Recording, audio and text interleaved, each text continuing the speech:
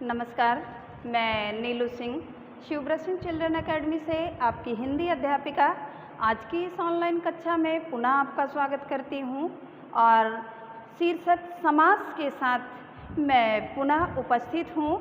इसके पिछले वीडियो में आपने देखा होगा कि उसमें समास का अर्थ, समास की परिभाषा और समास के भेद के बारे में बताया है हमने। उसमें आपने पहला भेद अव्ययी भाव समास और दूसरा तत्पुरुष समास पढ़ा है, क्योंकि समास के 6 भेद आपको बताए गए हैं। अव्ययी भाव समास, तत्पुरुष समास, द्विगु समास, द्वंद्व समास, कर्मधारय समास और बहुव्रीहि समास। तो 2 समास अव्ययी और तत्पुरुष ये आपको पिछले वीडियो में पढ़ाया गया है। आज की इस वीडियो में हम पढ़ेंगे द्वंद्व और द्विगु समास। तो हम उसके बारे में जानते हैं, थोड़ा सा हम पुनरावृत्ति करते हैं समास की कि समास क्या है। समधन आस जब करेंगे तो इसका मतलब है समीप आना, यानी जब किसी 2 सार्थक शब्द को हम एक साथ मिलाते हैं, उसे संक्षिप्त करने की जो प्रक्रिया होती है वो कहलाती है समास, यानी संक्षेपीकरण है। समास का सीधा सीधा अर्थ आप जाने तो संक्षेपीकरण, कि किसी भी 2 शब्दों को एक या एक से अधिक शब्दों को जोड़ करके उसे छोटा बनाया जाता है जब, तो उसी प्रक्रिया को यानी छोटा बनाने की प्रक्रिया को ही समास कहते हैं। आज हम समास के तीसरे भेद के बारे में पढ़ेंगे। तीसरा है द्विगु समास।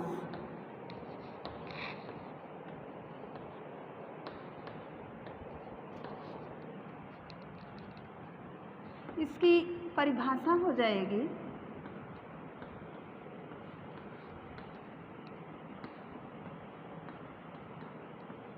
द्विगु समास का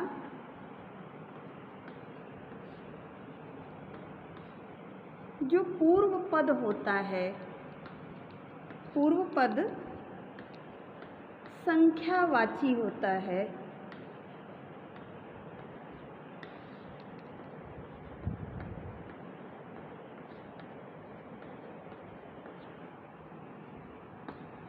इसमें विग्रह करते समय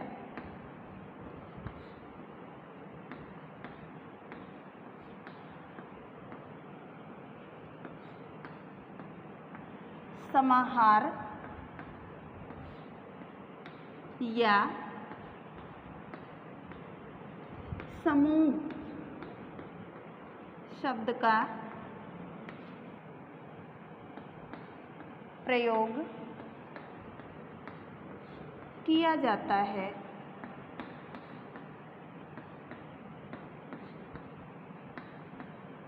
ये द्विगु समास की परिभाषा है कि इस समास का पूर्व पद, हमने आपको पिछले वीडियो में बताया था कि इसके 2 पद होते हैं। समस्त पद में 2 पद होते हैं, तो जो पहला पद होता है वह पूर्व पद कहा जाता है और जो दूसरा पद होता है वह उत्तर पद कहा जाता है। आप पहला पद और दूसरा पद भी कह सकते हैं, लेकिन व्याकरणिक दृष्टिकोण से पूर्व पद और उत्तर पद ही कहा जाता है। तो द्विगु समास का जो पहला यानी पूर्व पद होगा वो क्या होगा?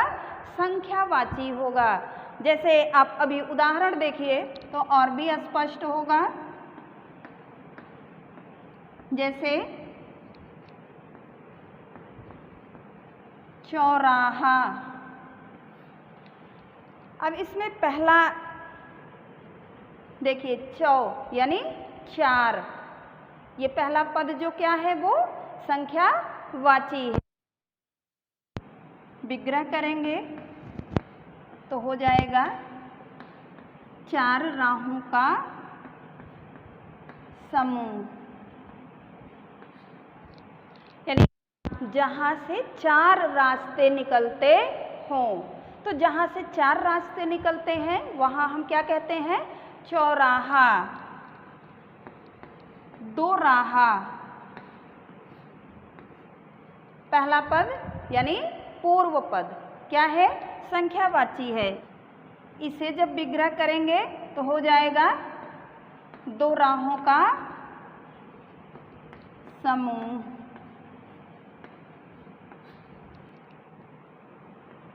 नवरात्रि। अब इसमें देखेंगे पहला पद संख्या का बोध करा रहा है, विग्रह करेंगे तो हो जाएगा नवरात्रियों का समाहार।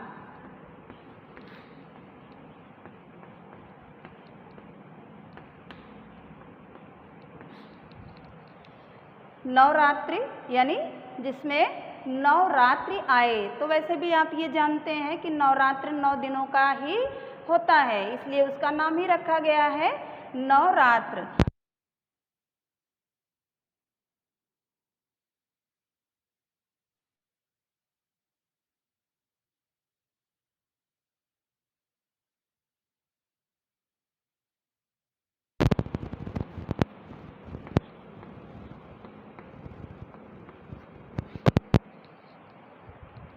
आप अपनी किताब से जितने ज़्यादा से ज़्यादा उदाहरण को पढ़ेंगे, समझेंगे, याद करेंगे, उतना ही आपको समझने में आसानी होगी, क्योंकि भाई किताब में तो अनेकों उदाहरण दिए गए हैं, यहाँ सीमित उदाहरण है, लेकिन आपकी किताब में अनेकों उदाहरण हैं। तो आप अपनी किताब का सहारा अवश्य लीजिए।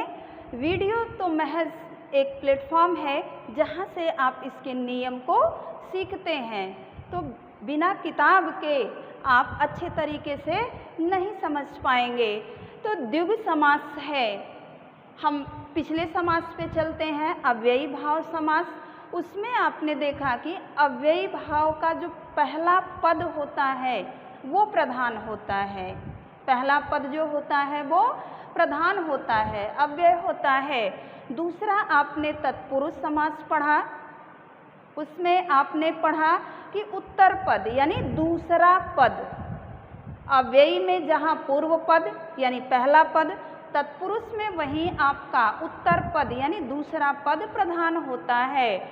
आप तीसरे भेद में द्विग में आए तो इसमें आपने देखा कि इसका जो पूर्व पद है, पहला पद है, संख्यावाची है, तो इसमें प्रधान न कह करके हम द्विगु समास की परिभाषा में पढ़ेंगे कि इसका पूर्व पद जो होता है वो संख्यावाची होता है, यानी संख्या का बोध कराता है।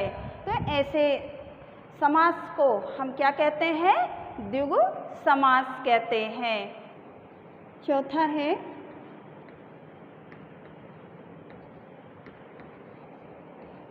द्वंद्व।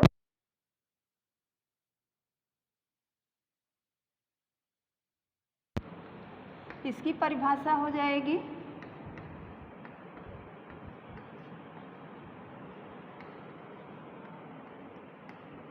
द्वंद्व समास में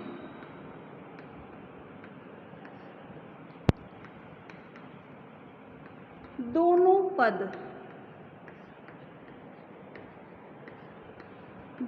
पद प्रधान होते हैं यानी मुख्य होते हैं।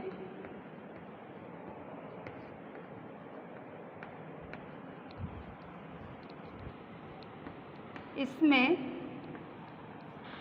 पूर्व पद तथा उत्तर पद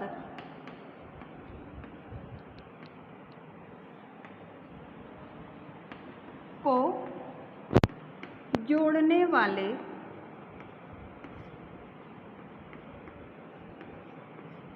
योजक शब्द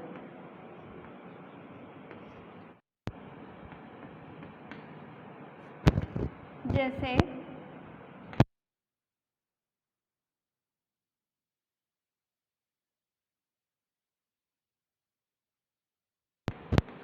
तथा, एवं, या, व, अथवा आदि शब्दों का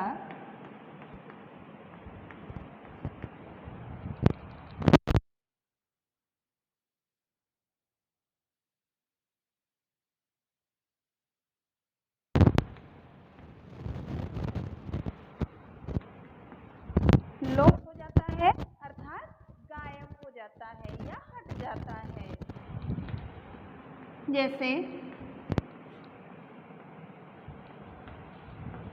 भाई बहन।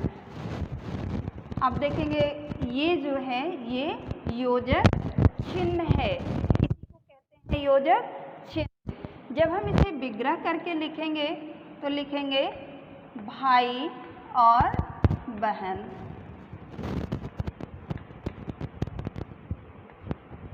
भाई और बहन, लेकिन जो हमारा समस्त पद बनेगा उसमें से फिर ये योजक चिन्ह जो होगा ये हट जाएगा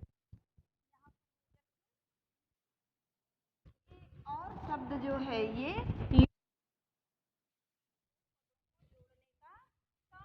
है। इस समास की परिभाषा ही है कि द्वंद्व समास में दोनों पद जो होते हैं वो चाहे पूर्व पद हो चाहे उत्तर पद हो, दोनों पद प्रधान होते हैं और इनमें पूर्व पद तथा उत्तर पद दोनों को जोड़ने वाले योजक शब्दों का लोप हो जाता है, यानी योजक चिन्ह को हटा दिया जाता है। और इसकी एक विशेषता है या कहिए कि ट्रिक है पहचान की कि इसमें ज़्यादातर आप जितने भी शब्द देखेंगे वो विलोमार्थी शब्द ही देखेंगे, यानी विपरीतार्थक शब्द ही देखेंगे, एक दूसरे का उल्टा। अब जैसे भाई है तो बहन, राम सीता, यहाँ आप देखे हैं सीता राम भी लिखा जाता है। अब इसमें अगर आप देखें आपका स्त्रीलिंग शब्द है वहीं ये आपका पुल्लिंग है। अमीर गरीब, यहाँ भी आप देखें अमीर का विलोम जो होता है वो गरीब।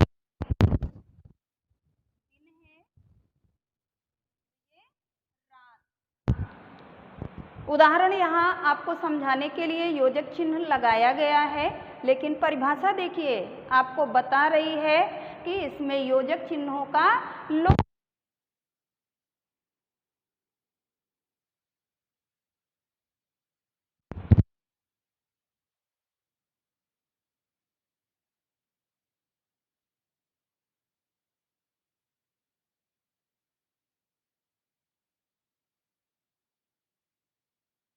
भी इसमें शब्द रहेंगे वो सारे एक दूसरे के विलोम होंगे, यानी विपरीत होंगे, उल्टा अर्थ प्रदान करने वाले होंगे।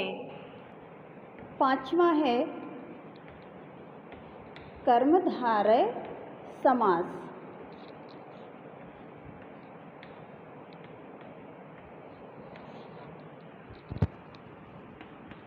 इसकी परिभाषा हो जाएगी कर्मधारय समास में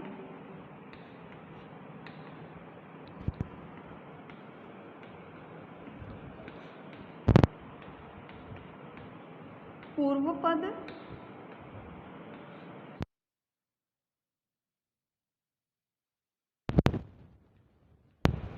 उत्तर पद में विशेषण विशेष्य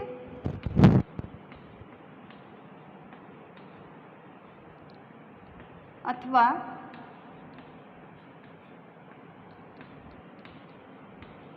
उपमेय उपमान का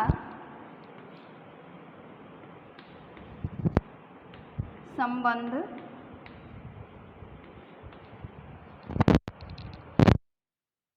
होता है, अर्थात इसमें पहला पद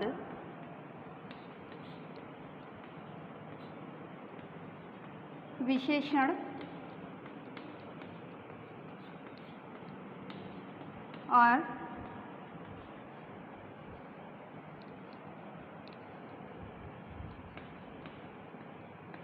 दूसरा पद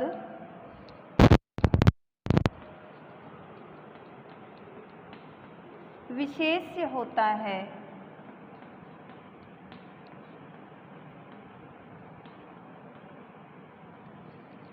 यह कर्मधारय समास की परिभाषा है कि इसमें पूर्व पद तथा उत्तर पद यानी पहला पद और दूसरा पद, पहले पद को पूर्व पद, आप ऐसे भी समझ लीजिए, पहला पद यानी पूर्व पद और दूसरा यानी उत्तर पद।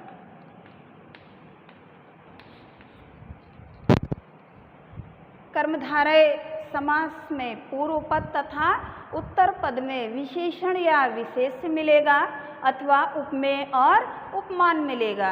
तो सबसे पहले हम अब ये जानेंगे कि विशेषण, विशेष, उपमेय और उपमान क्या है। इस समास के अंतर्गत, इस समास यानी कर्मधारय समास के अंतर्गत हमको 4 चीजें मिलेंगी। विशेषण, विशेष्य,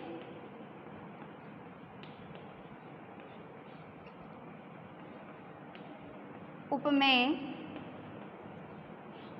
और उपमान।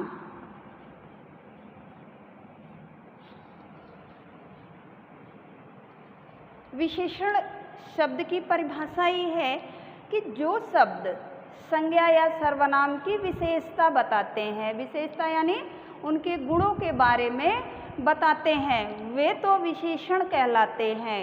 यानी संज्ञा सर्वनाम की जो विशेषता बताता है वो शब्द विशेषण कहलाता है। और संज्ञा सर्वनाम जिसकी विशेषता बताई जाती है, जिसकी विशेषता बताई जाती है वो विशेष्य कहलाता है।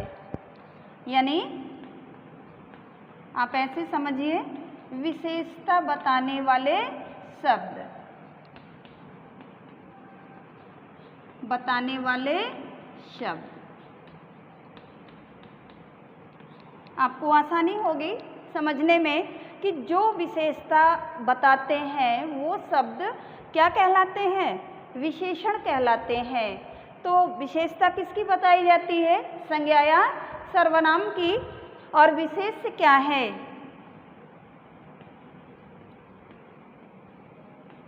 जिसकी विशेषता बताई जाती है।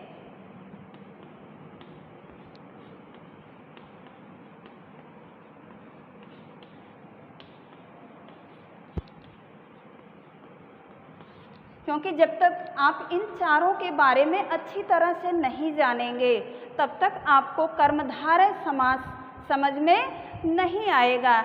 इसलिए इन चारों को समझना आपके लिए ज़रूरी है। तो ये हो गया विशेषण, यानी विशेषता बताने वाले शब्द जो हैं वो विशेषण कहलाते हैं।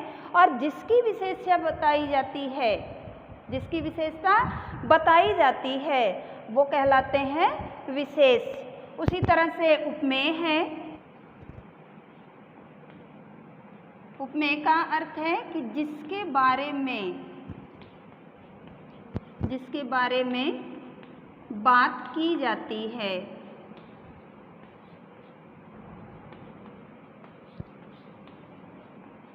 की जाती है। और उपमान है,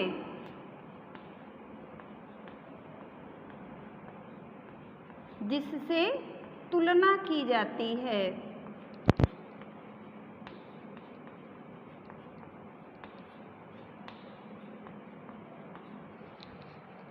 ये उपमेय और उपमान है।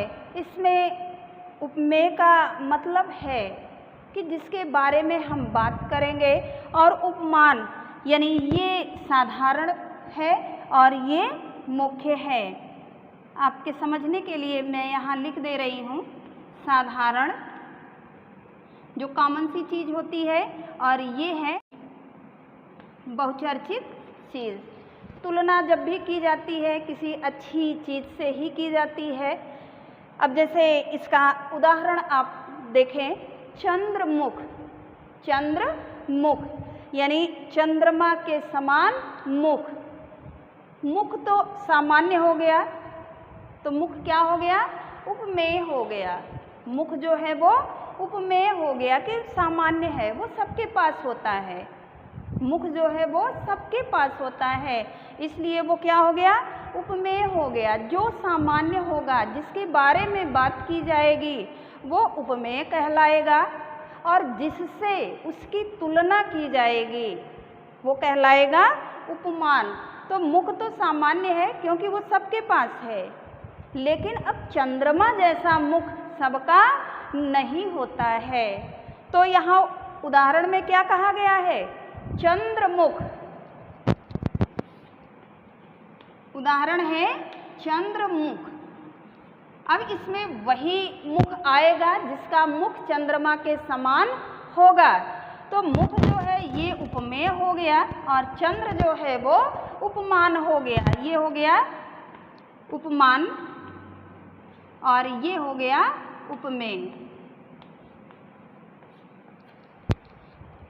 बहुचर्चित जो भी वस्तु हो, प्राणी हो, जिससे तुलना की जाए, जिससे तुलना की जाए तो वो तो उपमान होता है, और जिसकी तुलना की जाए, जिसकी तुलना की जाए वो उपमेय होता है, और जिससे तुलना की जाए वो उपमान होता है।